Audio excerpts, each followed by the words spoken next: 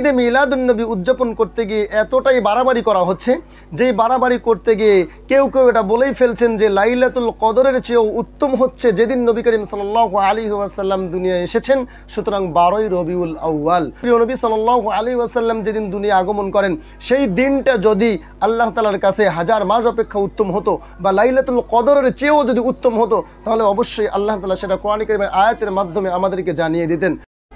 আসসালামু আলাইকুম ওয়া রাহমাতুল্লাহি ওয়া বারাকাতুহু। নাহমাদুহু ওয়া নুসাল্লি আলা রাসূলিহিল কারীম, আম্মা বা'দ। ফাআউযু বিল্লাহি মিনাশ শাইতানির রাজীম। লাইলাতুল কদরি খায়রুম মিন আলফি শাহর। অর্থাৎ মহামান্বিত একটি রাত, যেই রাতকে আল্লাহ তাআলা আমাদের জন্য সম্মানিত করেছেন। লাইলাতুল কদর সম্পর্কে আল্লাহ তাআলা স্বয়ং নিজেই কোরআনে কারিমে বলেছেন, লাইলাতুল কদরি খায়রুম মিন আলফি শাহর।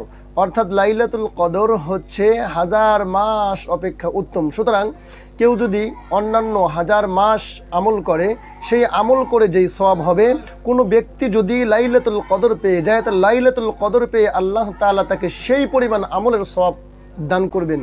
সেই সাথে এই রাতের আরও অনেকগুলো ফজিলত রয়েছে, যেই ফজিলত সম্পর্কে আল্লাহ তাআলা কোরআনে কারিমে বলেছেন, তানাজ্জালুল মালাইকাতু ওয়ার রূহু ফিহা বিইজনি রাব্বিহিম মিন কুল্লি আমর সালামুন হিয়া হাত্তা মাতলাইল ফজর।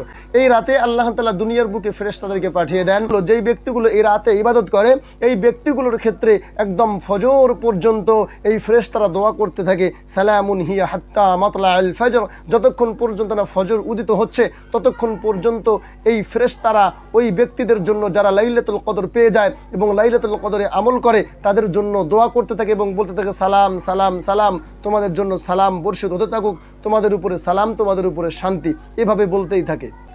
লাইলাতুল কদর এবং প্রিয় নবী সাল্লাল্লাহু আলাইহি ওয়াসাল্লামের দুনিয়ায় আগমন অর্থাৎ ঈদে মিলাদুন্নবী সাল্লাল্লাহু আলাইহি ওয়াসাল্লাম যারা উদযাপন করে তাদের কথা বলছি, যে ঈদে মিলাদুন্নবী উদযাপন করতে গিয়ে এতটাই বাড়াবাড়ি করা হচ্ছে, যেই বাড়াবাড়ি করতে গিয়ে কেউ কেউ এটা বলেই ফেলছেন যে লাইলাতুল কদরের চেয়েও উত্তম হচ্ছে যেদিন নবী করিম সাল্লাল্লাহু আলাইহি ওয়াসাল্লাম দুনিয়ায় এসেছেন, সুতরাং 12ই রবিউল আউয়াল।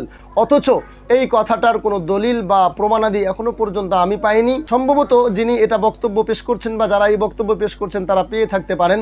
আসলে লাইলাতুল কদর সম্পর্কে তো আল্লাহ তাআলা কোরআনে কারীম নিজেই আয়াত নাজিল করেছেন এবং বলেছেন, লাইলাতুল কদরি খায়রুম মিন আলফি শাহর। যদি প্রিয় নবী সাল্লাল্লাহু আলাইহি ওয়াসাল্লাম যেদিন দুনিয়া আগমন করেন সেই দিনটা যদি আল্লাহ তাআলার কাছে হাজার মাস অপেক্ষা উত্তম হতো বা লাইলাতুল কদরের চেয়েও যদি উত্তম হতো, তাহলে অবশ্যই আল্লাহ তাআলা সেটা কোরআন কারীমের আয়াতের মাধ্যমে আমাদেরকে জানিয়ে দিতেন। যদি আল্লাহ তাআলা কোরআনের আয়াতের মাধ্যমে আমাদেরকে জানিয়ে নাও দিতেন, তারপরেও প্রিয় নবী সাল্লাল্লাহু আলাইহি ওয়াসাল্লাম আমাদেরকে এটা বলে যেতেন যে হ্যাঁ, যেদিন আমি দুনিয়া আগমন করেছি সেই দিনটা হচ্ছে এমন, সেই দিনটা লাইলাতুল কদরের চেয়েও উত্তম। কিন্তু এখনো পর্যন্ত কোনো হাদিস বা কোনো কোরআনের আয়াত আমার নজরে আসেনি যেই কোরআনের আয়াত বা হাদিসের মাধ্যমে এটা প্রমাণিত হয় যে লাইলাতুল কদরের চেয়েও উত্তম হচ্ছে যেদিন প্রিয় নবী সাল্লাল্লাহু আলাইহি ওয়াসাল্লাম দুনিয়ায় এসেছেন।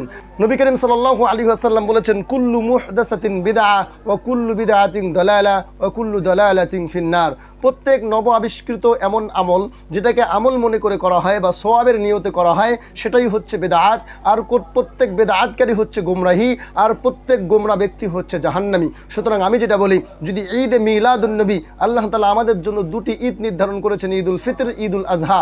এখন কেউ যদি ঈদুল ফিতর এবং ঈদুল আজহা বাদ দিয়ে আরও একটি নতুন ঈদ নিজেদের আমল নামায় যুক্ত করে কিংবা নিজেই শরিয়ার মধ্যে সেটা ঢুকিয়ে দিতে চায়, ইসলামের মধ্যে ঢুকিয়ে দিতে চায়, তাহলে অবশ্যই সেটা হবে গোমরাহি। আর কোনো ব্যক্তি যদি গোমরা হয় তার জন্য নির্ধারিত রয়েছে জাহান্নাম। সুতরাং অবশ্যই আমাদেরকে এই সমস্ত মনোবাঞ্ছনা বা যেগুলো হচ্ছে অহেতুক কথাবার্তা কিংবা যেগুলোর কোনো দলিল নেই, ভিত্তিহীন কোনো কথাবার্তা, এগুলো অবশ্যই আমাদেরকে বর্জন করতে হবে।